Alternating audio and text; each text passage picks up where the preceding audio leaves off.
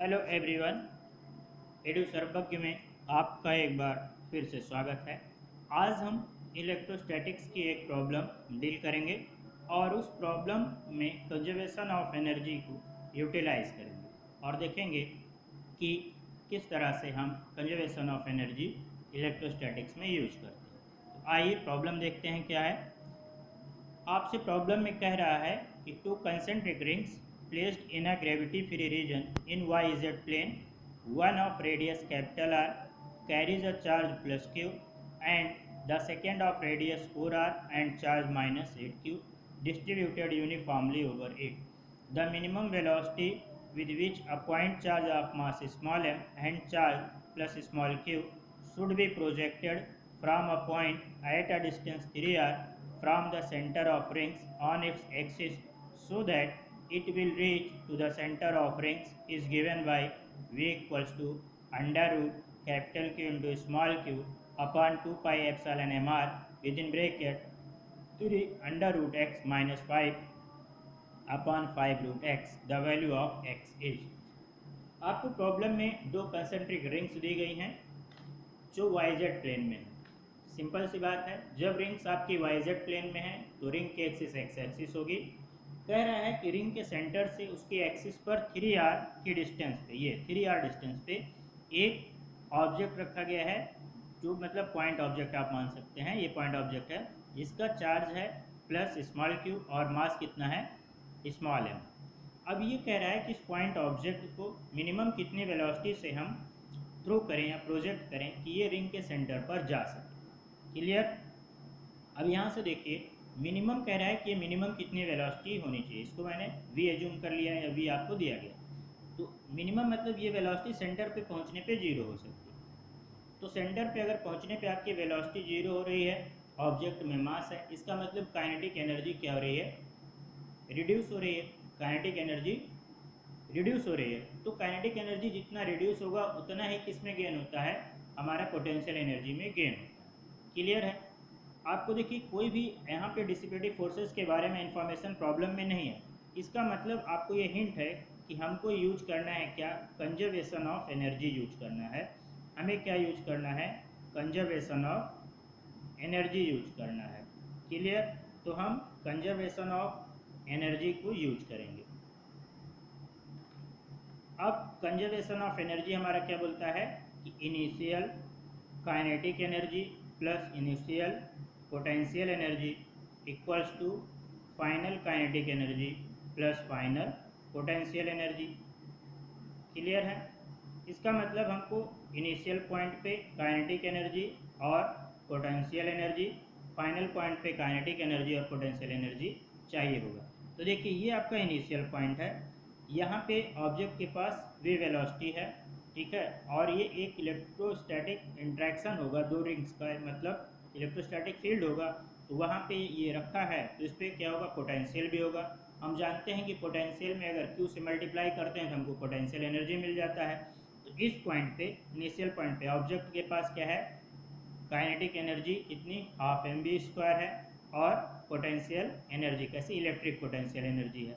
जब फाइनली यहाँ सेंटर पे आता है ये वेलोसिटी जीरो हो जाती है, लेकिन फिर से इन दोनों रिंग के इंट्रैक्शंस में होगा ये, तो उसके पास एक पोटेंशियल एनर्जी होगी।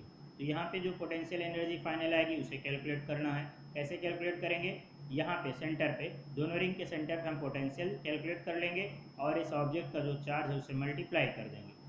ठीक है। तो हमको इनिशियल पोटेंशियल एनर्जी और फाइनल पोटेंशियल एनर्जी मालूम चल जाएगा। क्लियर। तो सबसे पहले हम पोटेंशियल कैलकुलेट करते हैं इनिशियल और फाइनल पोजीशन पे। तो देखिए कैसे करते हैं। देखिए, ये आपका जो है रफ डायग्राम मैं बनाता हूँ।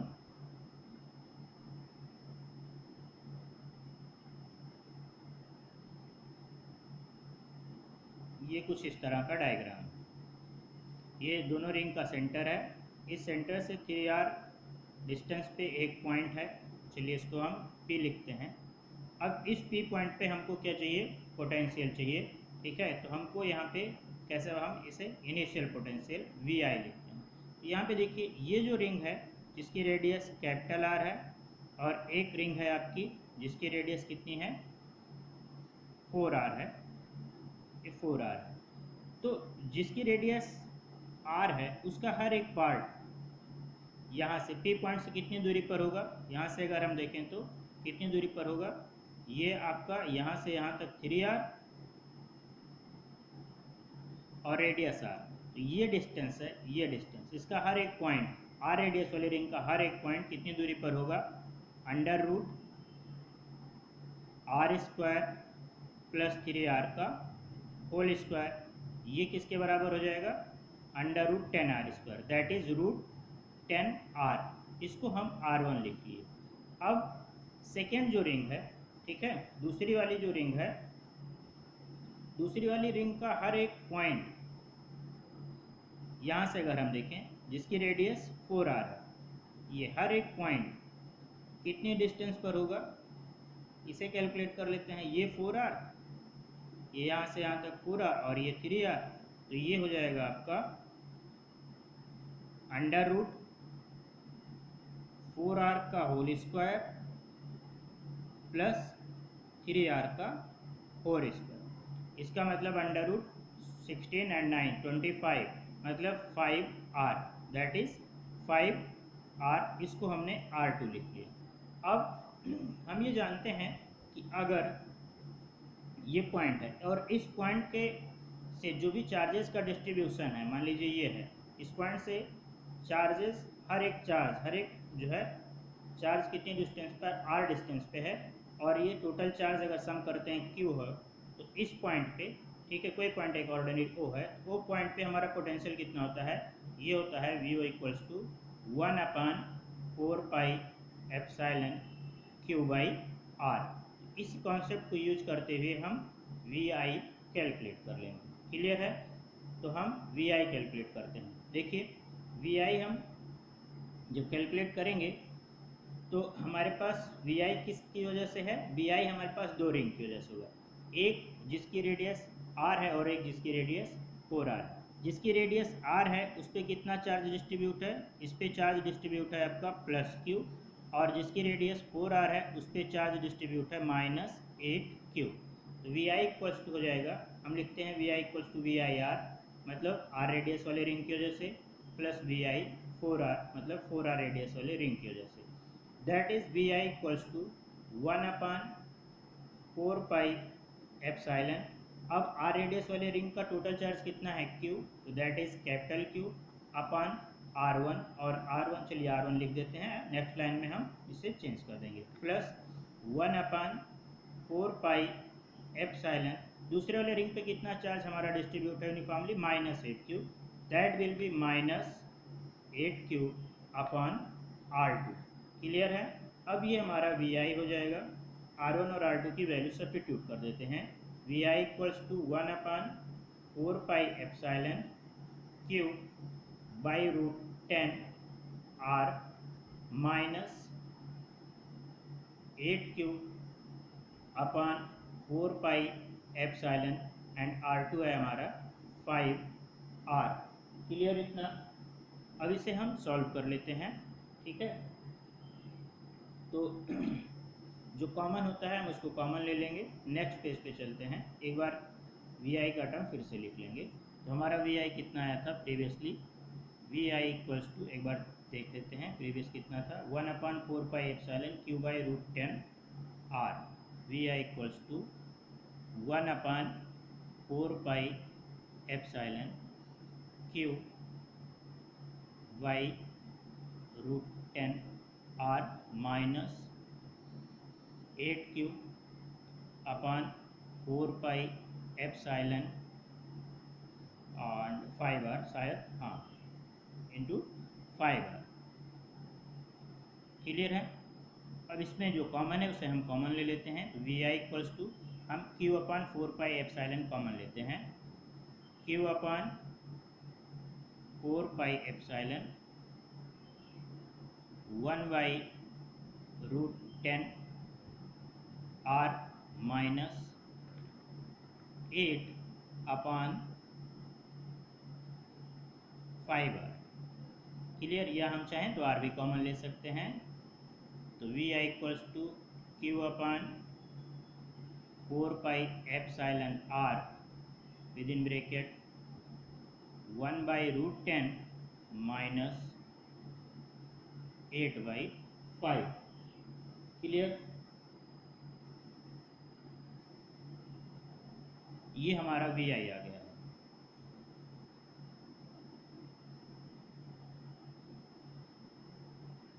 अब वी आई से अगर हमको इनिशियल पोटेंशियल एनर्जी चाहिए तो वी आई इक्वल्स टू हम क्या करेंगे, पॉइंट चार्ज कितना था क्यू, तो क्यू इंटू वी आई, तो यू आई हमारा हो जाएगा small Q into capital Q upon 4 pi epsilon R within bracket 1 by root 10 minus 8/5।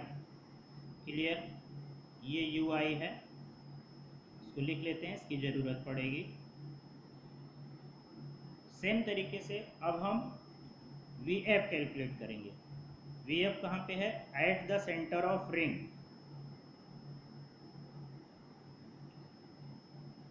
Eight the centre of ring, तो रिंग के सेंटर पे कितना होता है potential, Q upon 4 pi epsilon R, इतना हमारा पोटेंशियल होता है। क्लियर है?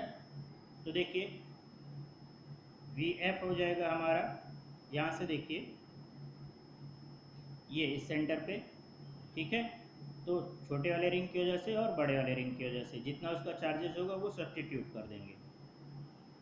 वी एफ इक्वल्स टू छोटे वाले रिंग पे कितना चार्ज था क्यू, तो that is 1/4 pi epsilon Q by radius कितनी थी आर, दूसरे वाले पे -8q, तो -8q अपॉन 4 पाई एप्सिलॉन और रेडियस कितना 4r।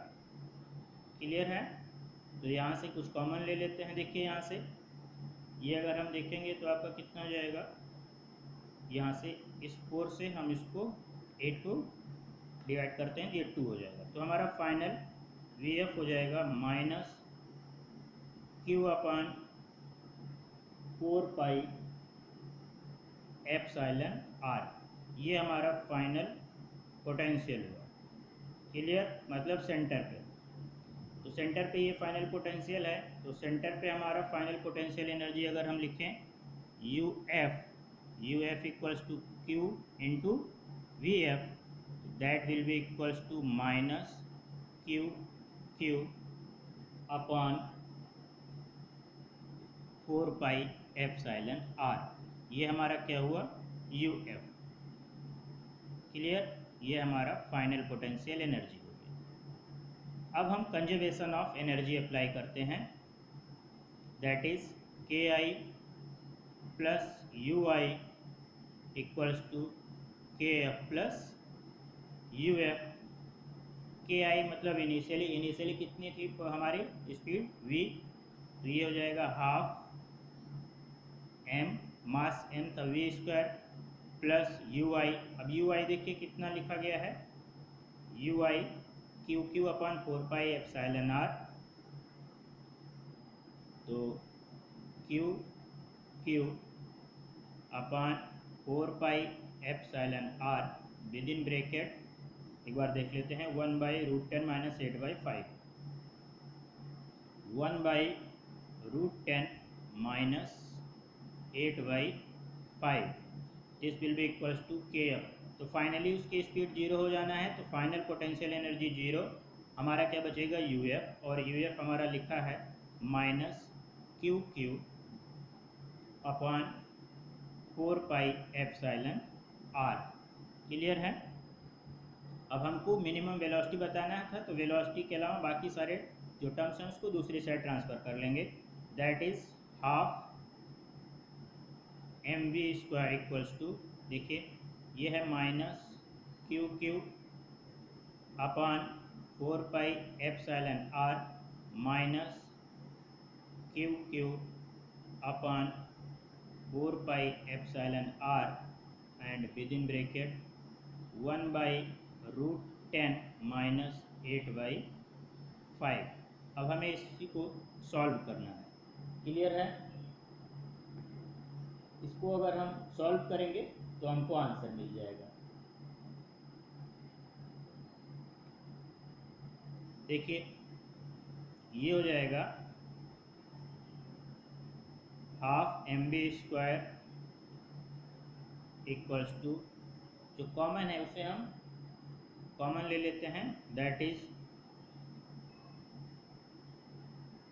QQ upon 4πε/r। हमने कॉमन लिया, जो बचता है उसको लिख देते हैं, दैट इज -1 माइनस ब्रैकेट में 1/√10 -8/5। इसको हम सॉल्व कर लेते हैं। Clear? That is QQ upon 4πε/r minus, और ये -1 प्लस 8/5, ये माइनस माइनस प्लस हुआ, -1/√10। क्लियर? नेक्स्ट पेज पे देखते हैं, ये आपका जो है 5 और ये 8, तो 3/5 हो जाएगा, तो 3/5 माइनस 1/√10। क्लियर है? तो ये नेक्स्ट पेज पे हम लिखते हैं, क्या आएगा, that is half mb² equals to QQ upon 4πε/r। एक बार चेक कर लेते हैं क्या था, हाँ, -1 प्लस 8/5, दैट इज 3/5 माइनस 1/√10। तो ब्रैकेट में 3/5 माइनस 1/√10। क्लियर है? That is half mb² equals to QQ upon 4πε/r, cross multiply कर लेते हैं, this will be 3√10 minus 5 upon 5√10। Clear?